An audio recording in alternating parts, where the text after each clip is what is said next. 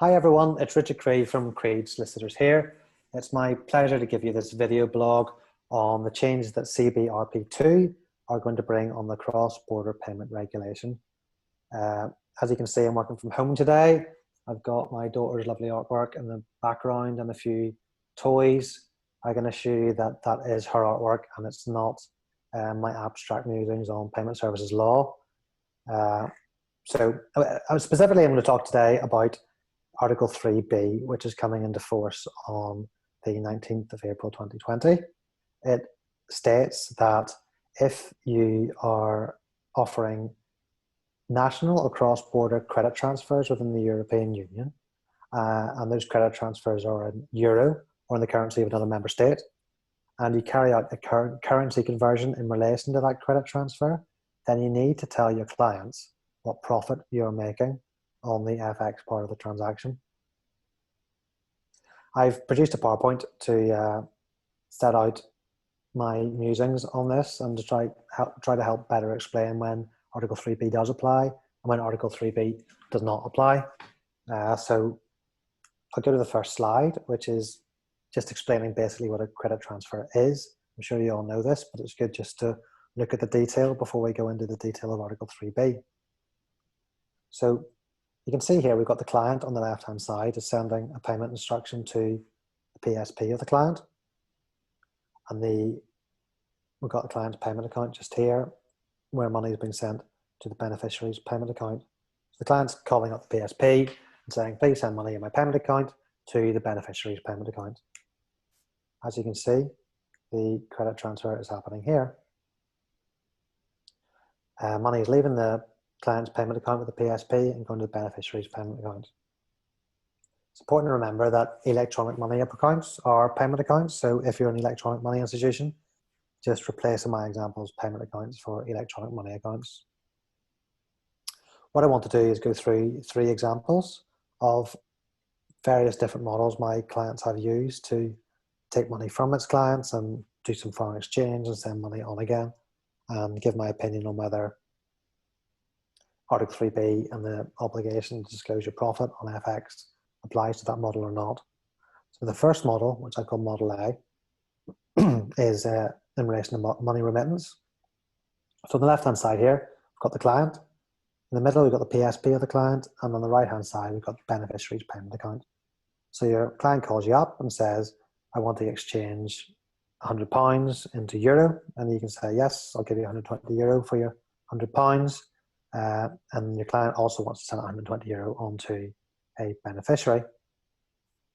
So client sends you £100, you exchange it for euro and send the euro to the beneficiary's payment account. Well, is there foreign exchange here? Yes, of course there is. You're receiving sterling, turning it into euro, sending out to the beneficiary's payment account. However, this is money remittance and there are no payment account involved in money remittance. Therefore, there's no credit transfer. If you look back on the slide on credit transfer, it's moving money from the client's payment account to a beneficiary's payment account. Therefore, the obligation in Article 3B does not apply to money remittance model. Model B is when a payment account is used. So again, on the left-hand side here, I've got client's payment account with the PSP of the client. In the middle, I've got the PSP of the client. And on the right-hand side, I've got the payment account of the beneficiary. Again, the client phones you up or does an online instruction and says, I want to exchange £100 for €120. Sends you the £100 and the €120 goes out to the beneficiary. So is there a credit transfer here? Well, we've got a payment account belonging to a payer, i.e. our client, and we've got a payment account belonging to a payee, beneficiary. So in my view, this entire transaction is a credit transfer. I've outlined it in this box. Is there a currency conversion? Yes. The PSP is receiving money in one currency, sending out in another currency. So we've got currency conversion there. You can see the currency conversion is within the credit transfer box. So it's quite clear that the currency conversion is in relation to the credit transfer and you have to disclose your profit on the foreign exchange. If you can offer your clients payment accounts or electronic money accounts, there is a way around Article 3B and I'll show it in Model C here. So the client's payment account with the PSP and the sale currency is on the left-hand side. In the middle, we've got the client's payment account with the PSP of the client in another currency. And on the right-hand side, we've got the payment account of the beneficiary. So the client again phones you up or does an online instruction and says, I want to exchange sterling for euro. The PSP will deduct money from the client's payment account in sterling. It will exchange it for euro and send that euro to your payment account belonging to the client in euro, obviously. Then the client will move the euros from the client's payment account to the beneficiary's payment account. So do we have a credit transfer? Yes. Here we have a movement of euro from the client's payment account to the beneficiary's payment account. Do we have foreign exchange? Yes. Over here, the PSP is taking in sterling and changing it into euro and sending it into the client's euro payment account. However, in my view, the currency conversion is not in relation to the credit transfer. It's actually happening before the credit transfer. So there is no currency conversion in relation to that credit transfer. Therefore, Article 3B doesn't apply to you, and you don't have to disclose the amount of money you're making on the foreign exchange transaction. So the key points on this are, if you don't offer payment accounts, Article 3B does not apply to you, i.e. if you just carry out money remittance. If you do offer payment accounts, you need to make sure that you credit the client's account in the purchase currency before you send it on to the beneficiary, so that there's no currency conversion in relation to the eventual credit transfer. However, you need to watch out that you actually have a payment account in all the EU member state currencies.